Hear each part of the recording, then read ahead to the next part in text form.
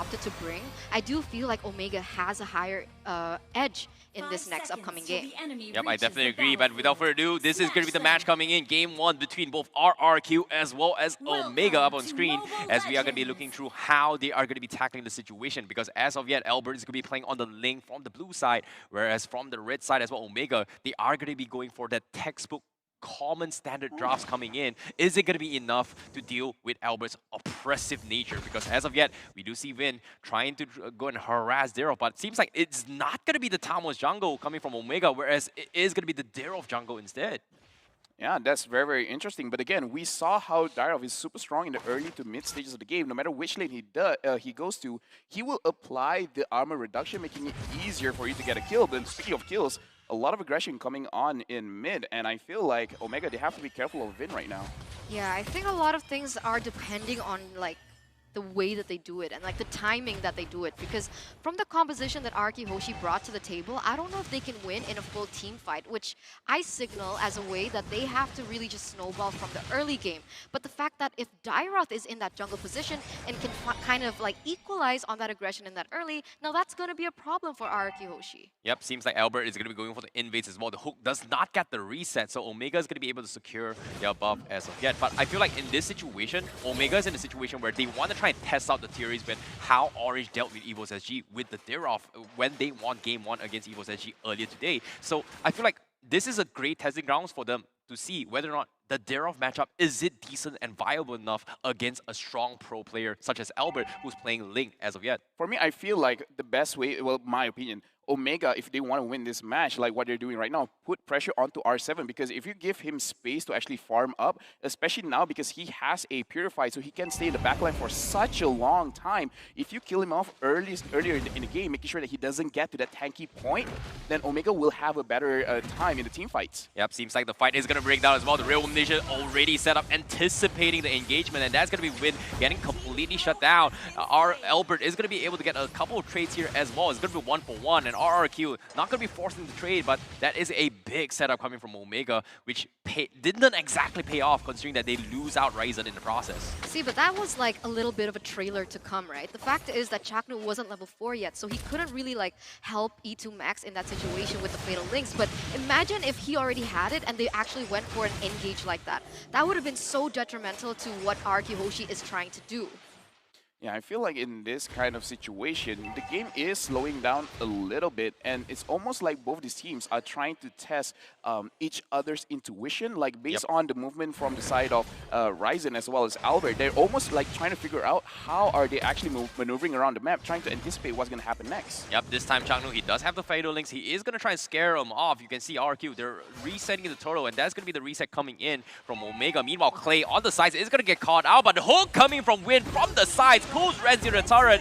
He will take him out, but they will lose Clay in the process. That's going to be two times now. Different trades coming in across the map, but as of yet, RQ is still forcing the turtle on the screen as well. Will Albert get it? Yes, he will. That's going to be the hook again coming from Win, catching off Changnu as Omega, they are getting chipped apart time and time again.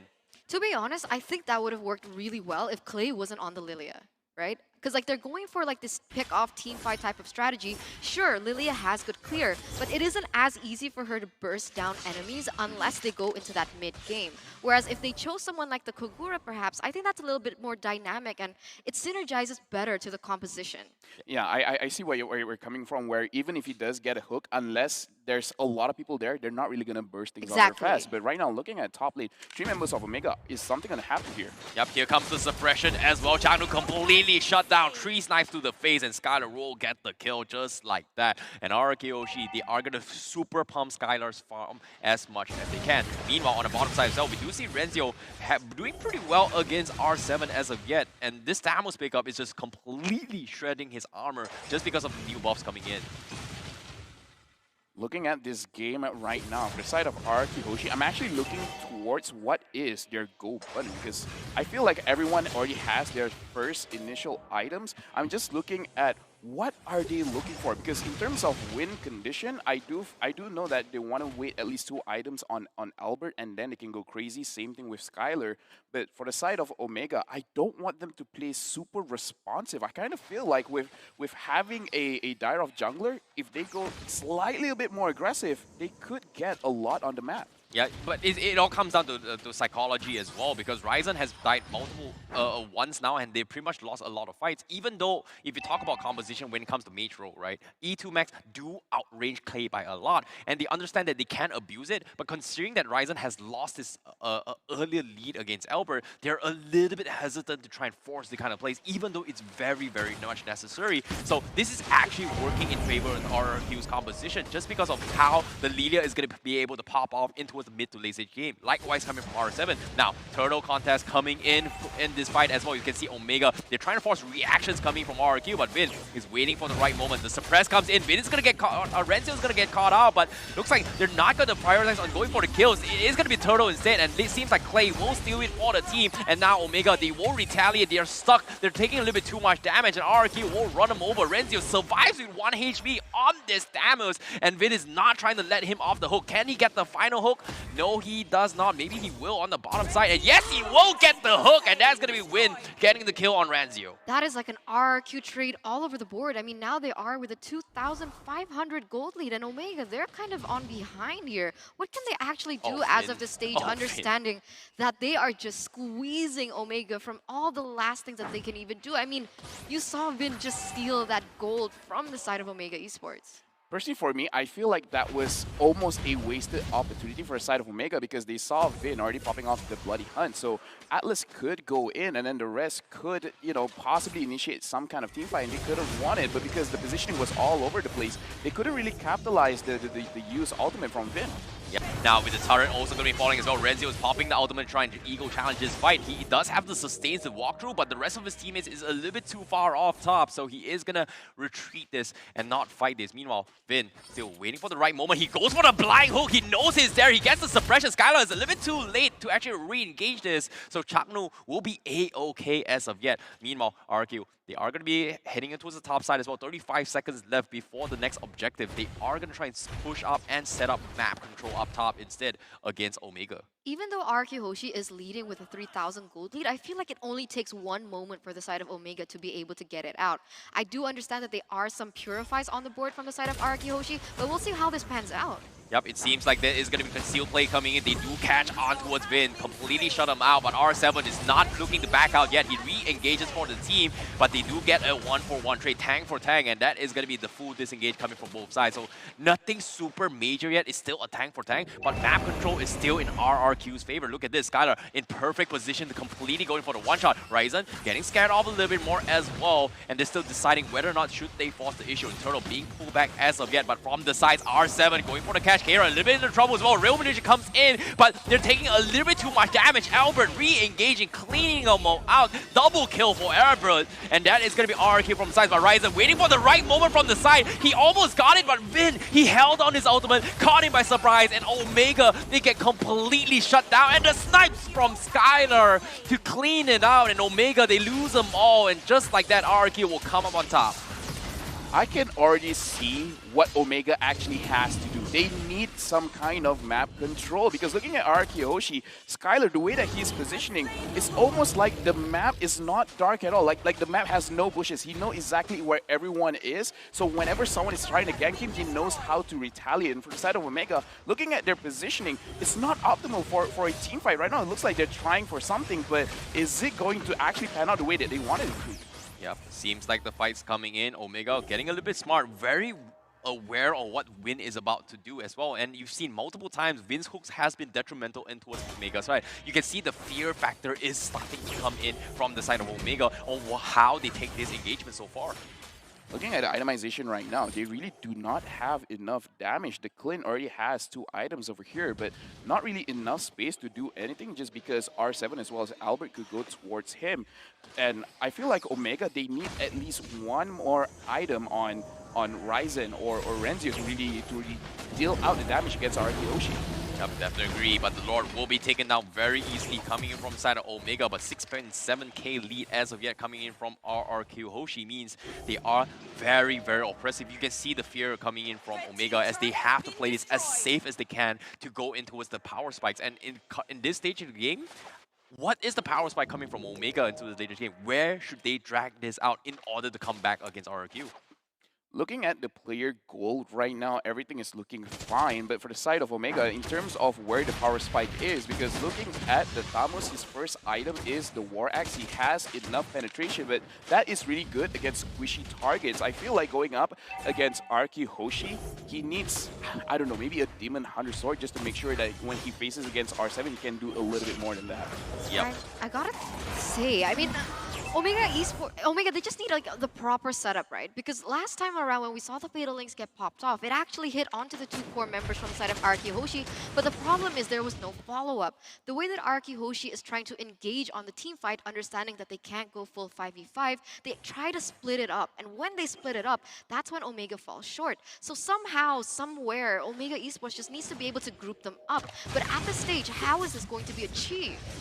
Yeah, it's going to be very difficult to do so as well, because in terms of wombo combo strategy against the Fatal Links, the real elimination doesn't do a lot of damage now, considering that RRQ Hoshi, they do have the Radiant Armors up available, so it's going to be very, very risky to do so. They need the perfect 5-man Fatal Links as well as the Abyssum Strike to allow Kelra to try and shred through all the armors coming from Hoshi, but it's going to be very, very difficult considering how far ahead in terms of levels that RRQ Hoshi is. So Omega, their only way of making a comeback is only and only if RRQ makes one small mistake, which is also very difficult to do so because Vin is the one going to be starting the fight time and time again with his hooks coming in.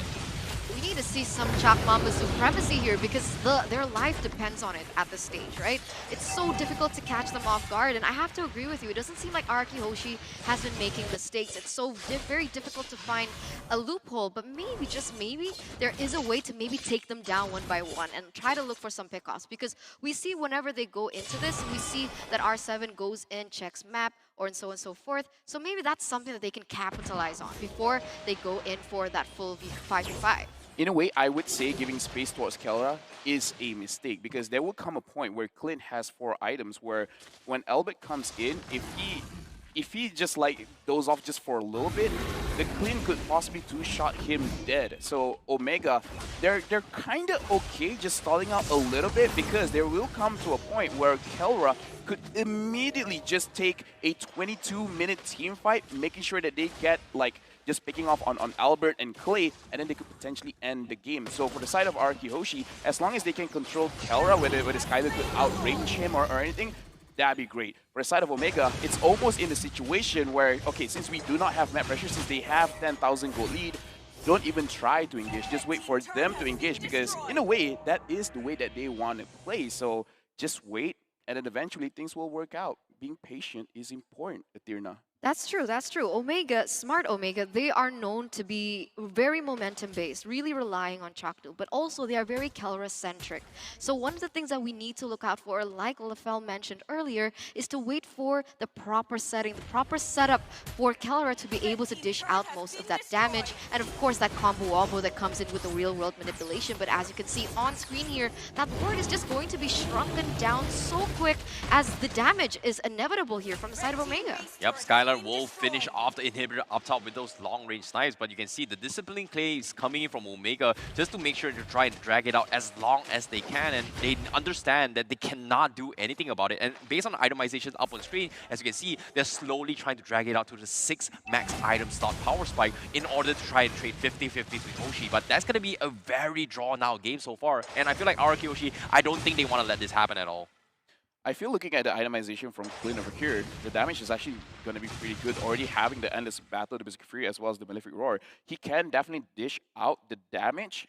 It's just that for the side of Omega, what are they worried about? Are they really worried about Albert, or are they worried about Skylar? Because as of right now, every single time RRQ Hoshi shows their face, Omega is actually retreating. So it does look like they want RRQ Hoshi to overextend and fight in their own base. But looking at how RRQ play, I really doubt that that will happen. Right now at 11,000 gold lead, RRQ really does not have any reason to do any kind of crazy flashy plays. They could just wait it out. Eventually, even the minions could end the game.